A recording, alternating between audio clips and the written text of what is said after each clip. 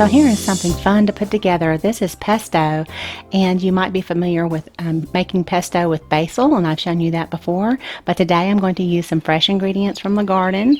And so last fall I harvested some black walnuts, and this tree is close to my garden. And those of you who are familiar with black walnut trees, you know it's almost impossible to grow anything near a black walnut tree because it puts like a natural weed killer in the soil. So anyway, I thought I would go ahead and try to harvest these black walnuts. This is the first time I did it, and let me tell you, it is a job.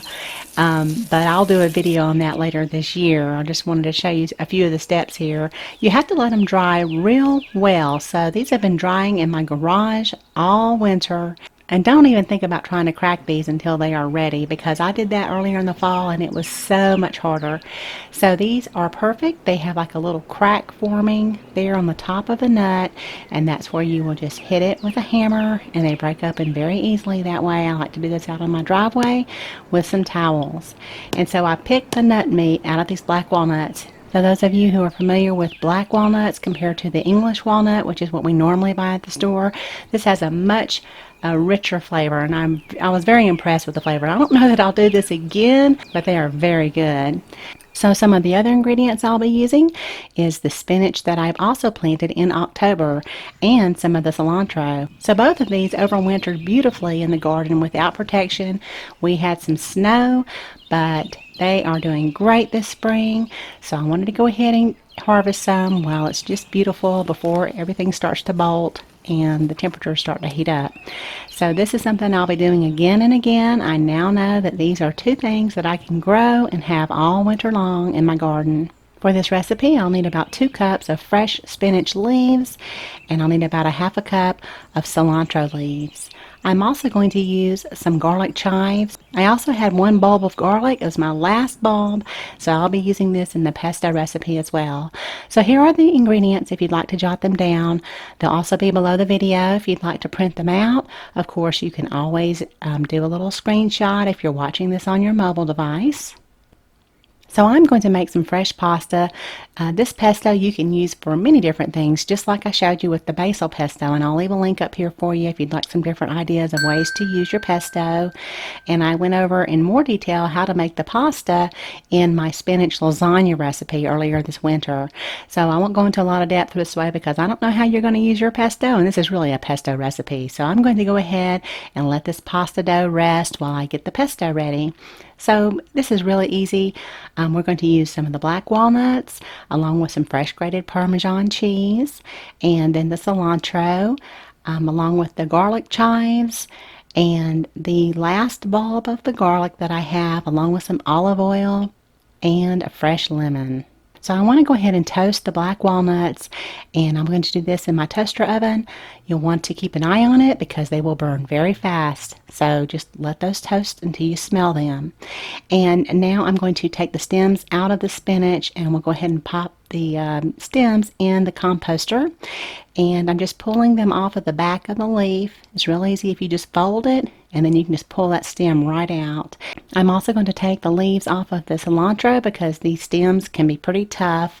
And anytime you have like spinach or cilantro and you have tough stems in there, even though we're going to blend this down, sometimes if you don't blend it enough, they'll be tough and they'll end up in between your teeth, and so you don't want that. That's what you always find in frozen spinach. You know, they always have the big stems in there. And anyway, so I don't like that. I'm a little picky, I guess, but I'm going to save the cilantro stems here to make a stock with later because they have a lot of flavor in them. And now just with some kitchen shears, I'm going to cut the garlic chives. I don't need many of those because I'm also using this garlic here.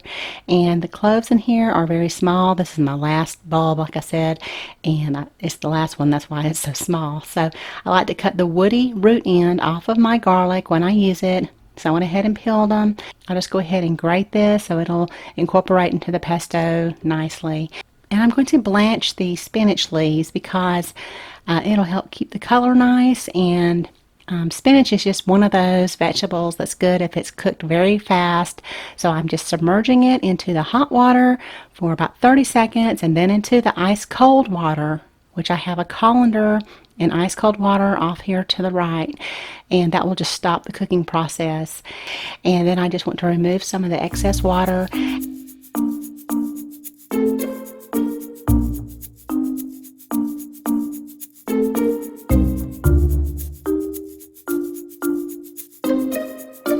And now I'll go ahead and do my fresh herbs as well, just very, very quick. And let's go ahead and get out the excess water into a bowl here. I will reserve this in case I need to thin out my pesto some, so I want to save some of that water. So since I'm going to use this for pasta this time, I'm setting aside a little bit of the black walnuts with the cheese and some fresh herbs just so I don't use them all in my pesto. So let's go ahead and chop all this down. This is very easy cleanup. That's why I like to use these little choppers. And we'll go ahead and put our spinach in here with the fresh garlic and the Parmesan cheese, along with some black pepper and the lemon juice and a 1/4 cup of olive oil. That's exactly a 1/4 cup, I'm sure. And then the nuts. Now I like to use black walnuts in most of my pestos, so you can use a different kind of nut, like a pine nut if you want to. I'm also adding a splash of the spinach water, and we will just chop that down. It's still a little bit too thick for my liking, so I'm going to add a little bit more of the water and a little bit more of the olive oil till it reaches the consistency that I'm looking for, and this is just perfect. For my 1 serving of pasta, I'm going to need about 2 tablespoons of the pesto. So now my pasta dough has rested for a while, and I'll go ahead and roll it out and just adjust the settings here until I get to, I think I rolled this out to about number 7, and then I went ahead and cut it down to just some thin noodles. And I had some mushrooms and bacon, so I cooked a little bit of those too to put into the pasta. So now, just for easy cleanup, in this larger pan here, I brought my water to a boil, added a little bit of coarse salt, and I just want to dissolve that salt in this water, and then add my pasta. And since the pasta is fresh, it'll only take about 3 minutes to cook because it's very thin too. And I want to reserve some of the pasta water in case I need to thin out my sauce a little bit.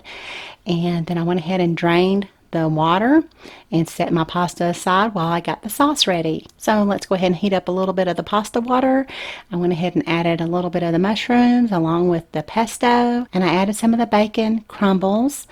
It was only 2 slices of bacon, I think. So now I'll go ahead and heat this up real good and add my cooked pasta. So it's still a little bit too thick for my liking, so I added a little bit more olive oil along with another splash of water. Oh, and it is so good. So I wanted to just finish it off here with some of the Parmesan cheese that I had reserved in the beginning. I added my fresh herbs, and then I went ahead and added some of the bigger pieces of the black walnuts, which I also set aside, and then just another splash of the olive oil right there on top. And it was just delicious. I am so glad I did this. I'll leave a link for you up here in the corner so you can see some of the other ways I use pesto.